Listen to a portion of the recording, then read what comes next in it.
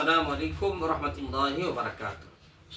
প্রিয় দর্শক, আমি ডাক্তার হাকিম মাওলানা মোহাম্মদ বদরুল আলম।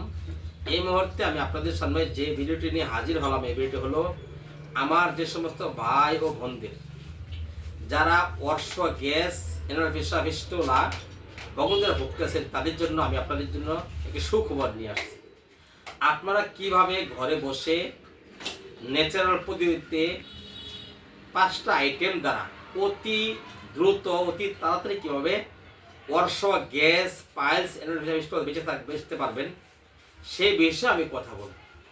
প্রিয় দর্শক, যাদের এই অর্শ, গ্যাস, পাইলস, বগন্ধ হয়েছে তারাই বুঝতে পারে তাদের কোনো শান্তি নাই। পায়খানা রাস্তা দিয়ে ব্লাড প্রবাহিত হয়, পায়খানা রাস্তা জ্বালাপড়া করে, ঠিক আছে। পায়খানা গেলে কারো ব্লাড প্রবাহিত হয়, আর পায়খানা যাওয়ার পরে মরিচের মতো পায়খানা রাস্তা জ্বালাপড়া করে, ব্যথা করে, শান্তি পাই না, অস্থিরতা লাগে, অশান্তি লাগে। কিভাবে আপনারা এই পাইলস থেকে, অশ্ব থেকে, বগন্তর থেকে, ফিসার থেকে দ্রুত বাঁচতে পারবেন, দ্রুত সুস্থ হবেন, সেদিকে লক্ষ্য করে আমি 5টা আইটেম, ন্যাচারাল আইটেম নিয়ে আসছি আমি আপনাদের জন্য। আপনারা ঘরে বসে অতি তাড়াতাড়ি সুস্থ হইবেন কিভাবে, সেই নেবেন 50 গ্রাম, সোনা পাতা নেবেন 20 গ্রাম, হর্তুকি আছে। আমরা কি হর্তুকি যাকে বলে, হর্তুকির ভিতরের অংশ বাদ দিয়ে, বিচিটা ফালায় দিয়ে, যে উপরে যে খালটুকু থাকে, খাল, শুধু খাল নেবেন, হর্তুকির খাল নেবেন। আর এর সাথে আপনার নেবেন আদা। আমাদের দেশে যে দেশে আদা হয়, সে আদা নেবেন 20 গ্রাম।